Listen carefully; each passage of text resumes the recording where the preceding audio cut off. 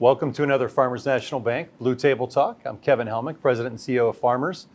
And it's my pleasure to introduce our next guest, and that's Mr. Garry Mrozek, CEO of Hometown Pharmacy. Thanks for coming in, Garry. Thanks for having me. Yeah, it's great to see you. Excited about our conversation today. There's so much happening, but first, I'd love to know a little bit more about you. You're kind of born around Northeast Ohio and Western PA, and a Mahoning Valley guy. And tell us a little bit about that. I grew up in Newcastle, Pennsylvania, and went to Youngstown State University. Graduated there. Got a job right out of college with a small savings and loan downtown Youngstown. We walked down the hill, and from there, just started a banking career. Was spanned about 28 years, and ended up at National City PNC as the regional president for the last 6 years of my banking career. And you miss banking every day, right? There's certain aspects of it I do, but I've been able to stay engaged with a lot of the foundations in town. I've stayed kind of engaged in the community through those charitable good organizations. Yeah. Well, of course, I remember the days when you were a banker, but maybe tell us a little bit about your transition from banker to Hometown Pharmacy and how that happened, and some of the things you guys are up to at Hometown. It's a great story, and it really kind of centers around my wife, because she started with one pharmacy in our hometown of Newcastle, Pennsylvania, and we grew that, and it got to a point where my kids were both in pharmacy school. They wanted to be in the business, and we'd made a conscious decision for me to take early retirement from, at that point, PNC, which I had a great job, great opportunity, and we've grown Hometown Pharmacy now to 16 locations in 2 states, and it's really a family business. Both my children are very involved and are doing a good job. Well, congratulations on that success. That's wonderful. Something that you and I share in common is we've both been chair of the annual campaign for the United Way of the Mahoning Valley, and I know how exciting it's been for me in kind of a different type of year. And you chaired it on 2 different occasions, if I remember, and you guys had pretty successful campaigns. Maybe tell us a little bit about that. Well, they're 2 really different campaigns, too. It was kind of intriguing. The first campaign was probably in early 2000. We did not have the staff at the time that we have today at United Way to just really assist you and help with the campaign. And I can remember we were $260,000 short in the campaign, and our director at United Way said, "Hey, we're going to wrap it up." And I was reporting to Tom Holler at the time. I was senior VP at the bank, and he was president. And he said, "Hey, the next 4 weeks, go find that $260,000. That's all you got to do, because we're not going to have our name on something that we don't make goal." And long story short, we made goal. And then you transition that to the last campaign, where you have so much great support with Bob Hannon and his team that are just wonderful. It's really a much more, you're instead of doing the heavy lifting, now you're kind of an assist to the heavy lifting. And it's just a good team, and they do great work. I can't agree more that the staff's doing a wonderful job, and it makes it easy to get behind the mission. And I know whether it's Success After 6, the backpack program, some of the different things that they do that are just so impactful. But Hometown and you have really taken a leadership role in the Saturday of Caring.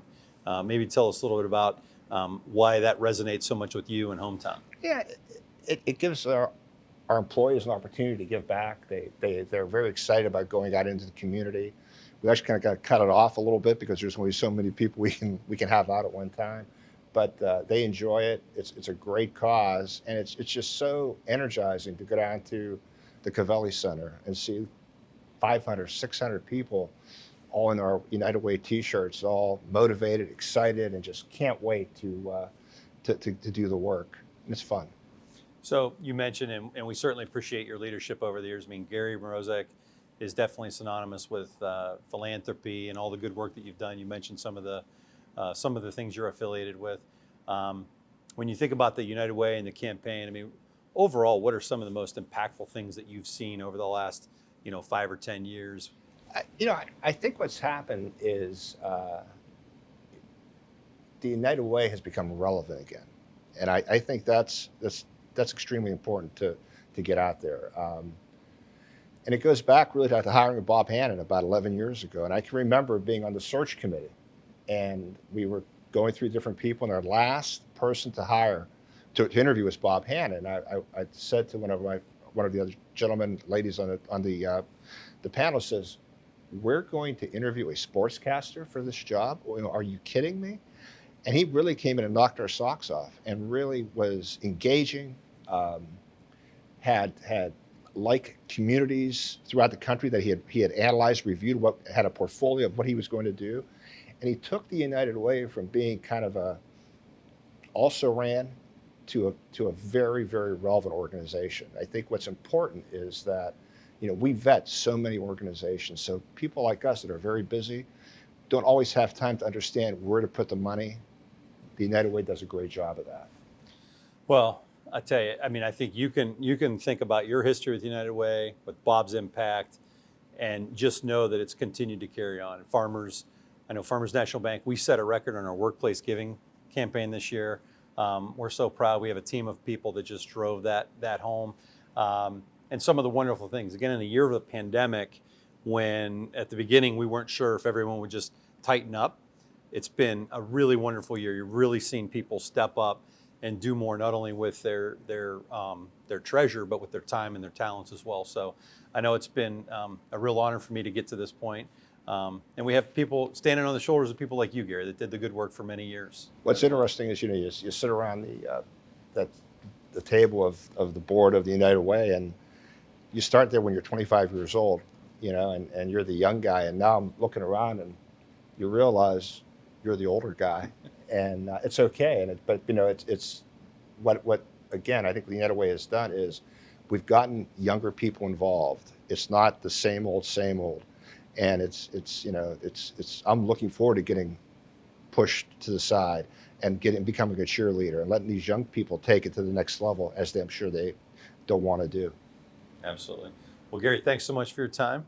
I would be remiss, Kevin, just not to say one more thing, and that is thank you and the farmers what you've done in chairing the campaign in an extremely challenging time. I know I talk to the folks in there a lot. You're engaged. You're involved in this whole program, and chairing the campaign is huge. So thank you very much. Yeah, quite welcome.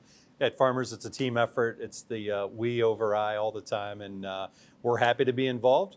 And once again, thank you, Gary, for joining us for another Farmers National Bank Blue Table Talk. That's all until next time. Look for more Blue Table Talks coming from Farmers National Bank. So thanks, Gary. Thank you.